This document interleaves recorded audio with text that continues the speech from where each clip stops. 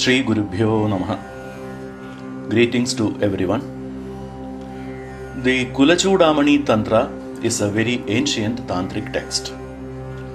The structure of this tantra is such that the goddess in the form of Bhairavi instructs Lord Shri Parameshwara, who is in the form of Bhairava, in various types of Kulasadhana procedures and rituals. This can be said to be a special feature of this tantra. In the commonly seen pattern, it is Shiva who teaches the goddess, but here in this Kulachudamani Tantra, it is Shri Parashakti who imparts this teaching to Lord Shri Parameshwara. This Kulachudamani Tantra has 7 chapters, and the last chapter of this text deals with the worship of the goddess Shri Durga in her form as Mahishamardini. In the Kulachudamani Tantra, Mahishamardini is portrayed as a distinct and powerful deity. The text describes her as Jaya Durga, the invincible and fearless Durga who rides a lion and grants victory. Jaya Durga Abhaya Prokta Parama Simhavahini. The narration of the slaying of the demon Mahishasura that appears in the Devi Mahatmya of Markandeya Purana has had a profound influence in many tantric texts such as Katyayani Tantra, the Varahi Tantra, Damara Tantra, and so on. This myth has also been reflected in the compositions of great poets like the illustrious Sri Bana Bhatta and Melputtur Sri Narayana Bhattadiri. Such indeed is the fact that this story of destruction of the demon Mahisha by this goddess has exerted so much influence. In the Kulachudamani Tantra, the mantra for invoking the goddess Mahishamardini, along with its rishi, meter, the dhyana form of the goddess, her weapons, her yantra, and the detailed procedures for ritualistic worship are all elaborated in the 7th chapter. In this chapter, Devi herself explains the practices and rituals associated with the worship of goddess Mahishamardini. The 7th chapter begins with a question by Lord Bhairava. Matar Mahishamardinyaha Sanketam Kathayasvame Kulacharasya Samsiddhyai Bhukti Mukti Prasiddhaye. This means, O mother, tell me about the topic relating to Mahishamardini, who grants both bhukti, that is worldly pleasures, and liberation or mukti as the fulfillment of kula practices. But one of the most precious gems that we could notice in this ancient tantric text is a Mahishamardini Stotra, a hymn that consists of 14 verses composed in Sanskrit meter Shardula Vikridam. In the 7th chapter of the Kulachudamani Tantra, such a rare hymn lies concealed, and it is unlikely that many would have known of its existence. Each verse of this hymn is of high literary quality, comparable to the verses in famous works like Saundarya Lahari, Chandi Shatakam, or Sripada Saptati. The hymn is rich in the highest standards of Sanskrit poetic style, with exquisite word usage and beautiful descriptions, making it a true masterpiece of literature. With the advent of this sacred Mahanavaratri, I felt it appropriate to present here a brief elucidation of the verses of this divine Mahishamardini Stotra, in the hope that it may be of benefit to the earnest devotees. Now let us move on to the explanation of the shlokas, the verses. I will briefly convey the overall meaning of each verse without going into a word-by-word explanation or excessive detail. So, let's begin with the first verse.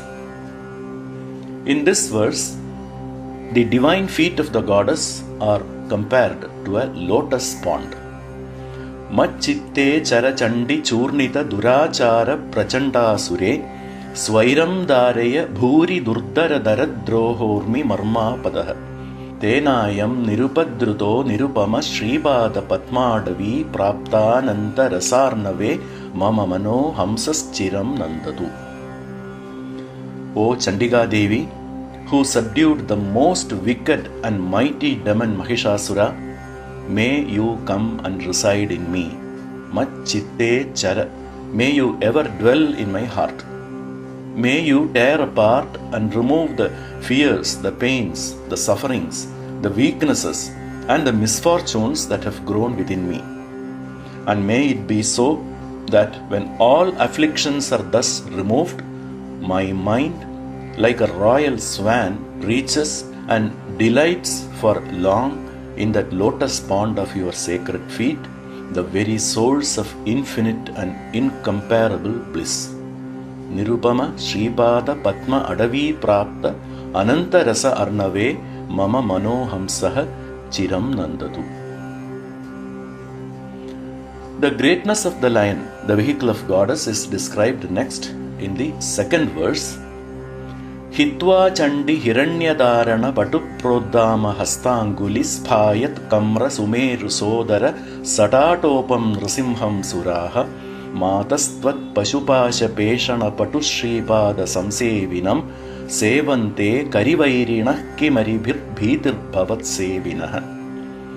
O Mother, O Chandika Devi, even the great Lord Nrisimha, with his immense and powerful claws that tore apart Hiranyakashipu, and with his proud matted mane rising high like the central peak of Mount Sumeru, leaving even him aside, the gods themselves worship your lion, the slayer of elephants. That lion remains ever at your radiant sacred feet, those very feet that have the power to break the bonds of worldly attachment. When this is so, why should your devotees ever fear their enemies? Truly, they have no need to fear anyone. Here, Karivairi, the enemy of the elephant, refers to the lion. Mahishasura, having taken the form of a great elephant, seized the mighty lion of Sri Durga with his trunk while trumpeting loudly. The goddess, in turn, cut through that trunk with her sword. This is described in the third chapter of Devi Mahatmya. Tatah sobhun mahagajah karena cha mahasimham tam chakarsha jagarja cha karshadastu karam devi khadgena nirakrundata. Now let us look at the third verse of the Mahishamardini Stotra. This verse describes the greatness and sacred potency of the goddess's mantra syllables. Chandi Tvad Vishayantara Padam Shrotraantaranjet Gatam Tattatvam Purusha Prakrutyanugatam Brahmadibhir Giyate Tasmad Devi Samasta Daivata Sudha Sareika Dhamaspurat Srimad Padapayoja Chumbana Param Ma Madhya Sambhavaya. O Mother Chandika, when the syllables and words concerning you, that is your sacred syllable of Bijaksharas and your divine names, enter through the ears of sincere devotees, even the gods like Brahma sing them as hymns, praising profound mystery of the union of Shiva and Shakti, which underlies all of nature and cosmos. In other words, all the praises of the gods, glorifying the sacred secret of the Shiva-Shakti union, take the form of the Bijaksharas and divine names of the goddess. Therefore, O Devi, may you feel compassion for me, who desires to kiss those sacred lotus feet of yourself, which embody the divine nectar that is the life and bliss of all the gods. Srimad Pada Payoja Chumbana Param Mam Adya Sambhavaya. Next, in the fourth verse, the greatness of the Kulachara, the sacred lineage and tradition, is indicated.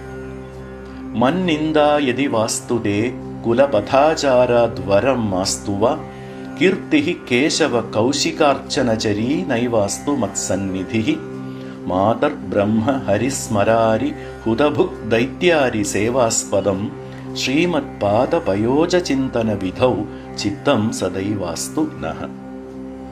O Mother, if following your sacred Kula path, that is the Tantric tradition, brings me any dishonor, so be it. I have no need for worldly fame.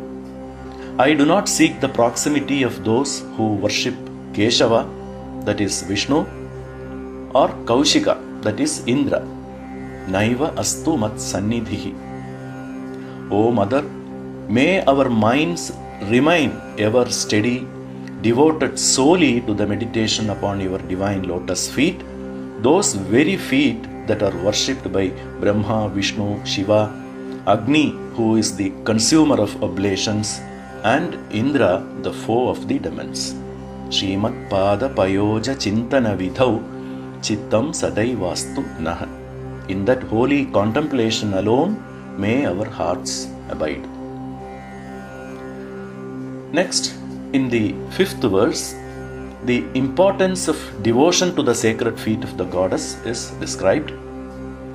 Nirdishtosmi yadi tadiya padayuk purva pari bhavane Nirdishtasya tada mamapi viralam kim vastu siddhaspadam Tasmad devi krupabharanchitataram Sripada padmadvayam Machittekshada sambadi prasaratu Kshemankari kshamyatam. O Mother, if I am ever devoted without interruption to worshipping your sacred feet, then what attainment could there be, even among the highest accomplishments of the great Siddhas, that would remain beyond my reach? The essence is, nothing is unattainable. Therefore, O Devi, may those two sacred lotus feet of yours, laden with the weight of infinite compassion, spread forth and take firm root within my mind, enriched with unwavering devotion.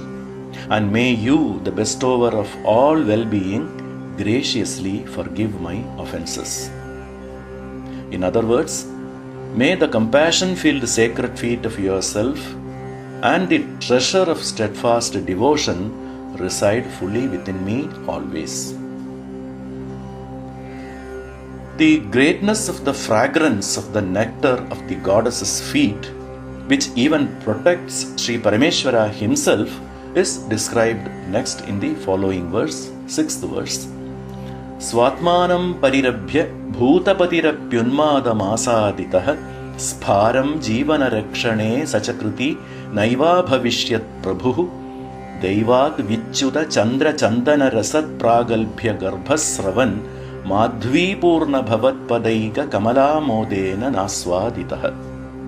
O Mother, the Supreme Lord Sri Parameshwara, Lord of all beings, having embraced you, who is his own very self, was intoxicated with the highest ecstasy, so much so that he seemed as though unable even to safeguard his own life.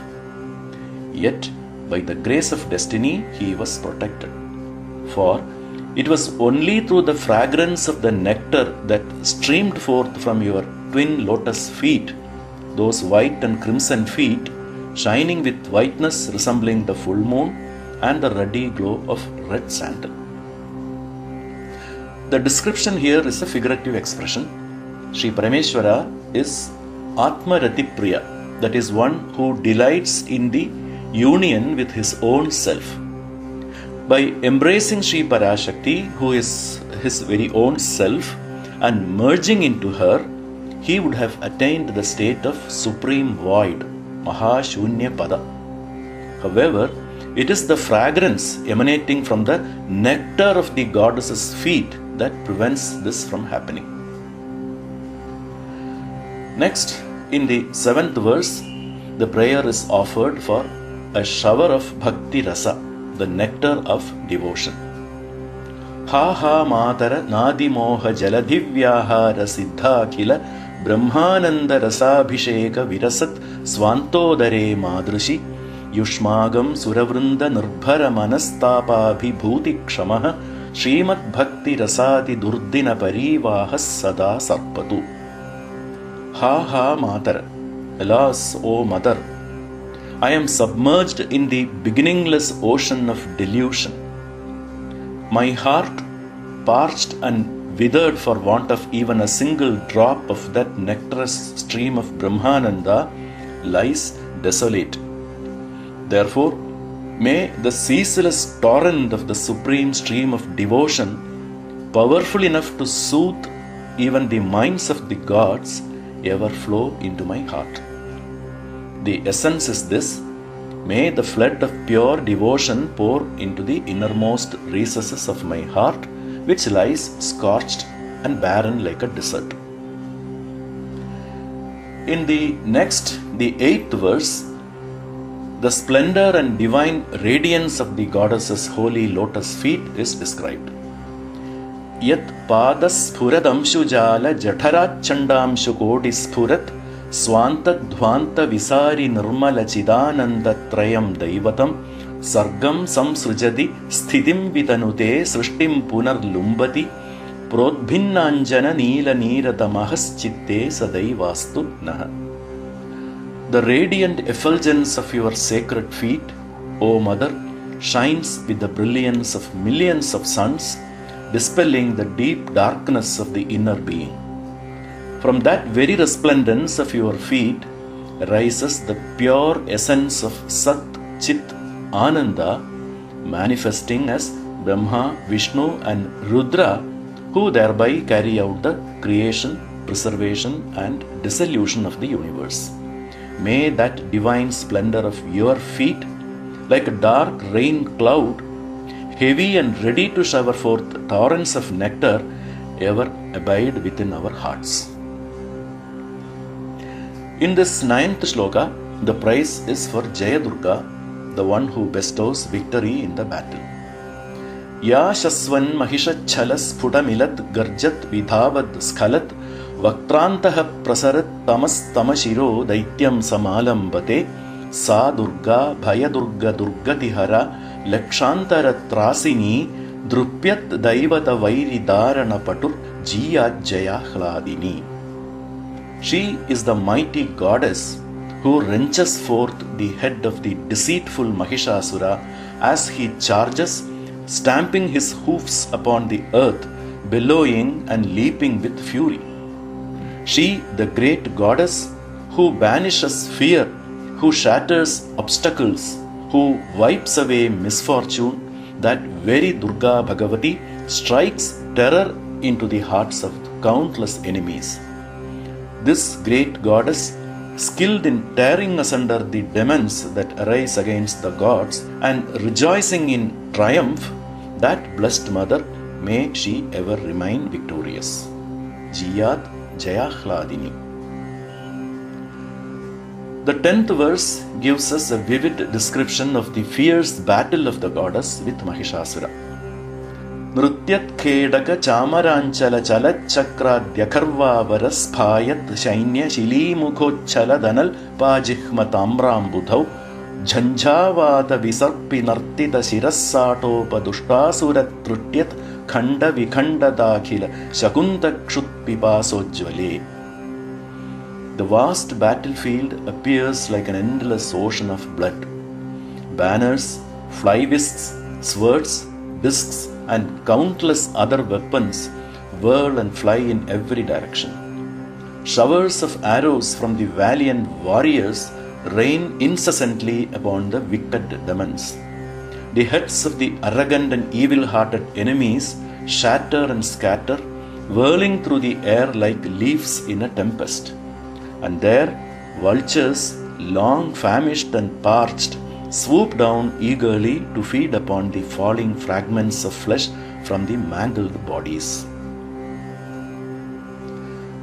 The next, the 11th verse, points to the secret of meditation on the Ashtakshara mantra of Devi Mahishamardini. Chanchat Kamra Viramakala Kaladivrasthala Sambadakonmadyan Mahisha Tiryagana Tashira Shungantarale Sthale Vaswarnair Vasupatra Madhyakalitair Vadhva Shrutir Madrubhistsevye Charu Ranangane Ranamuda Ghurnaya Manam Pare. I meditate upon Sri Mahishamardini, who moves about the battlefield in ecstatic delight. The Mahisha leaps and writhes in intoxicated fury, shaking even the flow of time itself. Between the two horns upon his twisted and bent askew head, I contemplate the 8-petaled lotus, the Ashtara Chakra. At its pericarp is placed the Vadhu Bija, that is the syllable Hreem, and upon its 8 petals are seated Ashtamatrikas, the 8 mothers beginning with Brahmi. In this way, I meditate upon the Ashtakshara mantra of the goddess.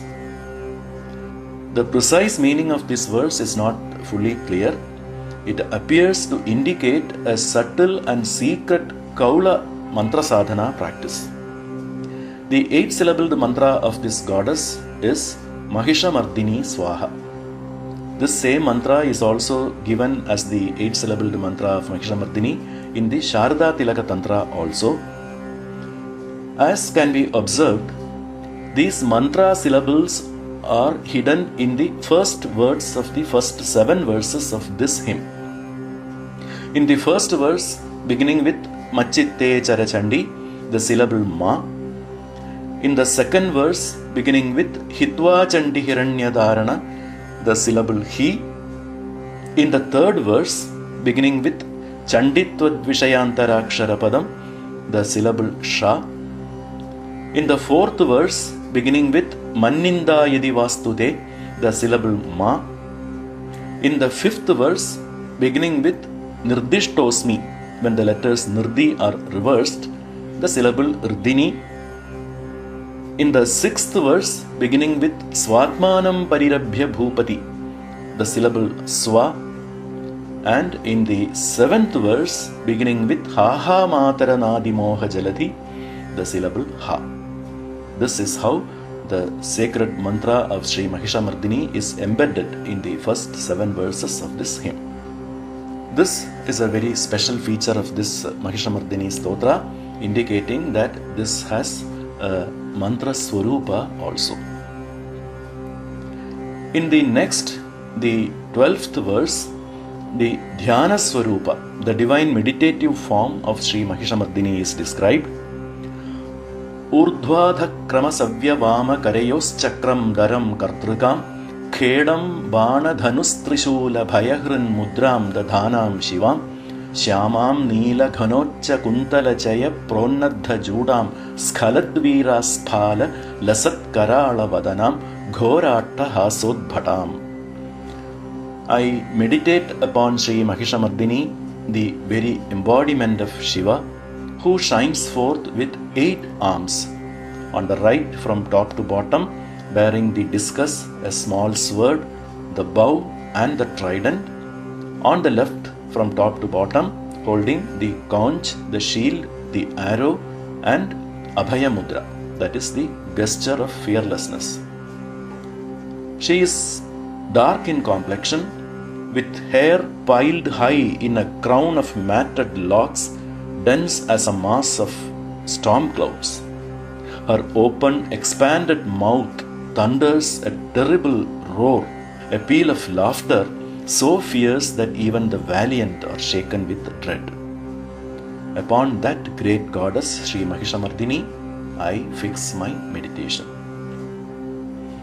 The Dhyana Shloka of Mahishamardini given in the Sharada Tilaka Tantra is like this.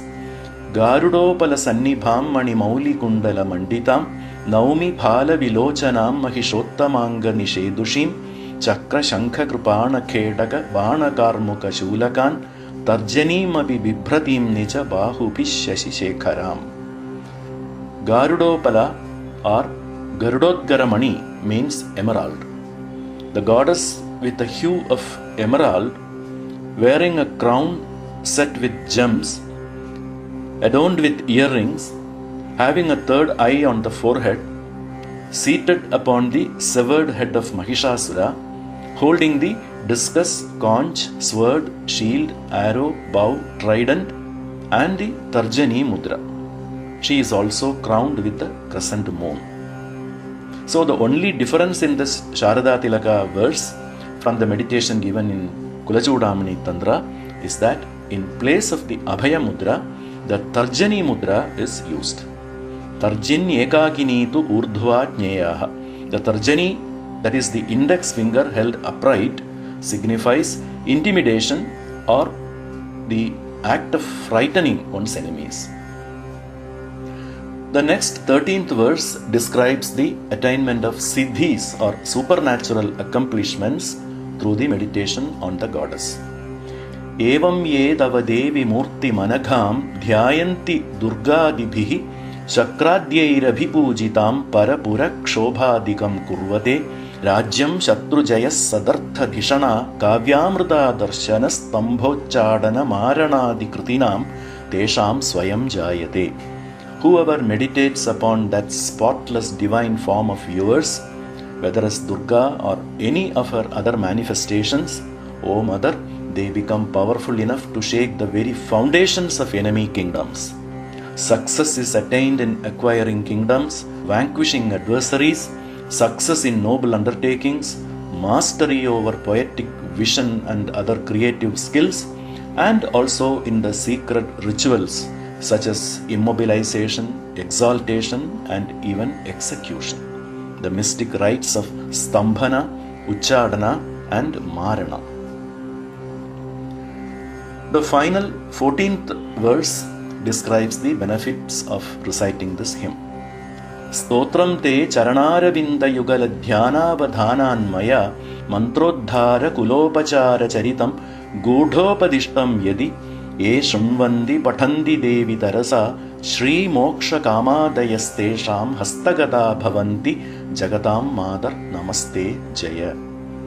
O Mother, this sacred hymn, in which the worship of your Kula path and the secret essence of your mantra are subtly enshrined, and which I as Bhairava have composed with single-pointed meditation upon your lotus feet, grants immediate prosperity, fulfillment of desires, and liberation to anyone who reads or listens to it with attention. O Bhagavati, Mother of the Universe, may you always be victorious. I offer my obeisance to you. Thus concludes the Mahishamardini Stotra. I hope you will all benefit by chanting or even listening to this. Thank you. Namaste to all.